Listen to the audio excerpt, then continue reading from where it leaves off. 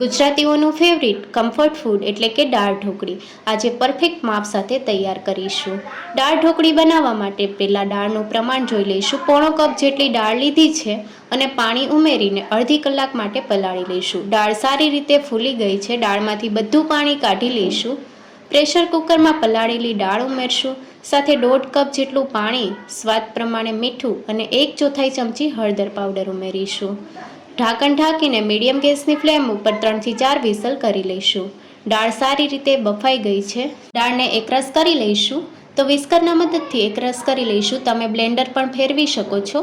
દાળ એકરસ થઈ ગઈ છે, હવે ઢોકળીનો લોટ તૈયાર કરી લઈશું। પોણો કપ દાળ લીધી છે તો 1 કપ ઘઉંનો ઝીણો લોટ લેવાનો છે, સાથે 2 ચમચી ચણાનો લોટ, મસાલામાં 1/4 ચમચી હળદર પાવડર, અડધી ચમચી લાલ મરચું પાવડર અને ચપટી હિંગ ઉમેરશું। સાથે સ્વાદ પ્રમાણે મીઠું અને અજમાને ક્રશ કરીને ઉમેરશું। 1 ચમચી તેલ ઉમેરીને બધા મસાલા સારી રીતે મિક્સ કરી લઈશું।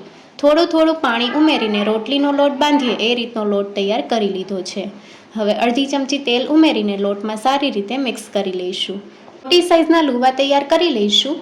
તો આપણે મોટી રોટલી તૈયાર કરવાની છે અને હવે સૂકા લોટથી કોટ કરીને મીડિયમ થીક રોટલી તૈયાર કરી લઈશું। ન વધારે જાડી કે ન વધારે પતલી, મીડિયમ થિકનેસ છે। હવે રોટલીમાંથી પીસ કરી લઈશું। તો મેં અહીંયા ડાયમંડ શેપમાં પીસ કરી લીધા છે અને બધી ઢોકળીના પીસ આ રીતે કરી લેવાના છે। ઢોકળી તમને બતાવું તો આ રીતના પીસ કર્યા છે। દાળનો વઘાર કરી લઈશું। પેનમાં 2 ચમચી તેલ ઉમેરશું। દાળનો વઘાર તમે ઘીમાં પણ કરી શકો છો।